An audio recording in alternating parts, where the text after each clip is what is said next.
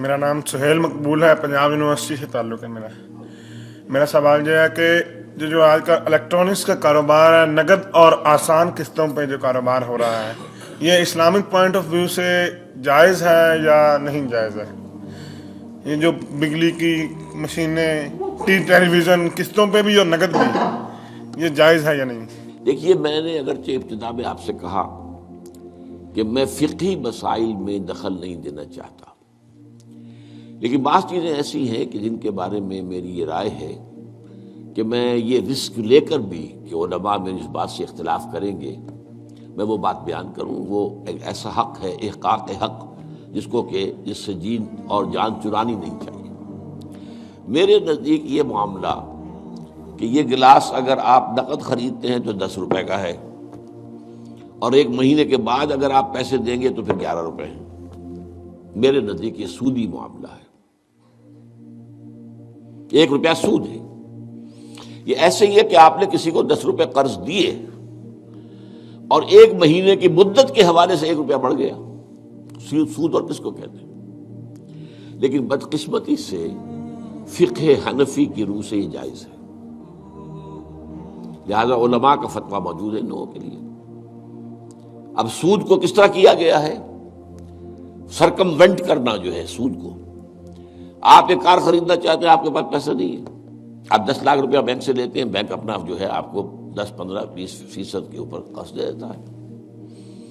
اس کے بجائے ایک راستہ اختیار کیا، ہم آپ کو کار خرید دیتے ہیں، آپ ہمیں 10 سال کی قسطوں میں پیسے دے دیجیے، وہ اپنے 10 سال کا سود کیلکولیٹ کر کے اس پہ ڈال دیتے ہیں، وہ آپ کو دینا پڑ گیا۔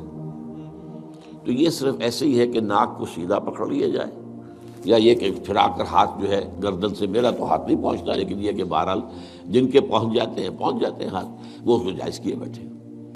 تو میرے نزدیک اصل میں یہ آپ کے سامنے ایک بڑی یعنی دین کی حکمت اور فلسفے کے اعتبار سے بہت اہم بات ہے جو اب کہنے چلا ہوں۔ دیکھیے، آپ کو معلوم ہے کہ حق و باطل کے درمیان کشاکش اور کشمکش اور جنگ یہ تو اول روز سے ہے، ستیزہ کار رہا ہے ازل سے تا امروز، چراغ مصطفی سے شرار بولہوی۔ نتیجہ کیا ہے؟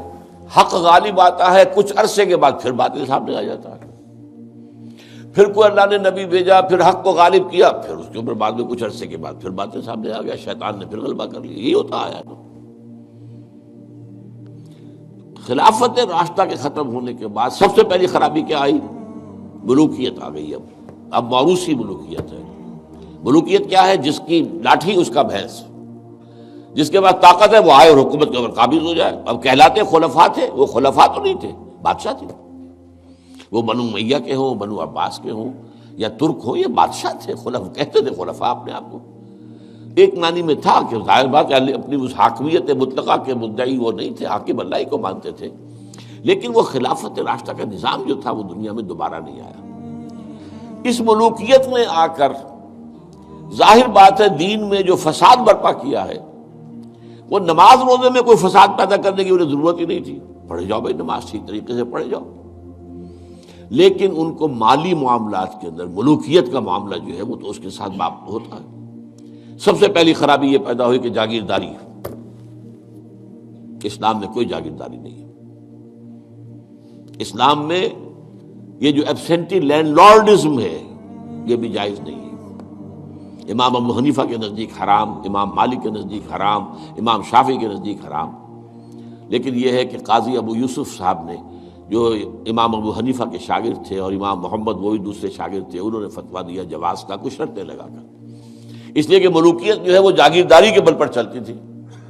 5 ہزاری منصبدار، 20 ہزاری منصبدار، 30 ہزاری منصبدار، 50 ہزاری منصبدار، اور اس کے اوپر بادشاہ تھے۔ ظاہر بات ہے کہ اس میں تو اس کی ضرورت تھی کہ لوگ جو ہے کاشت کریں دوسرے کے لیے، اور اسی طریقے سے نقد کے اندر یہ رقم کے اندر اضافہ کر کے اور بیک ڈور سے سود داخل ہو گیا ہے۔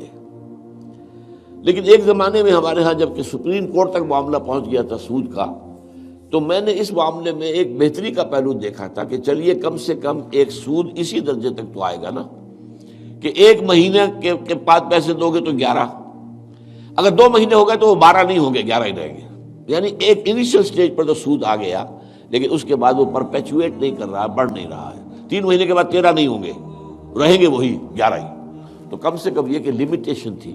اب یہاں قسطوں نے اس لمیٹیشن کو بھی ختم کر دیا. آپ 20 سال کی قسطیں بنا دیجئے. مارگیج ہاؤسز کا جو دنیا کے اندر چل رہا ہے 20 سال کا، 30 سال کا مارگیج ہوتا ہے. وہ گویا کہ پھر سود کو انہوں نے اپنا پورا حصہ جو ہے کاؤنٹ کر کے اس میں ملا کے اور اس کی قیمت رکھ دیتے.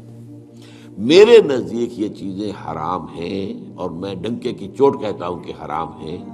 لیکن چونکہ علماء کے فتوے موجود ہیں تو لہذا میں کیا کروں گا، جو بھی کر رہے ہیں اب ان کی طرف سے جواب دہی اللہ کے ہاں پھر علماء ہی کو کرنی پڑے گی. دین کی بات پھیلانا صدقہ جاریہ ہے. ثواب کی نیت سے ویڈیو کو شیئر ضرور کیجیے. جزاک اللہ.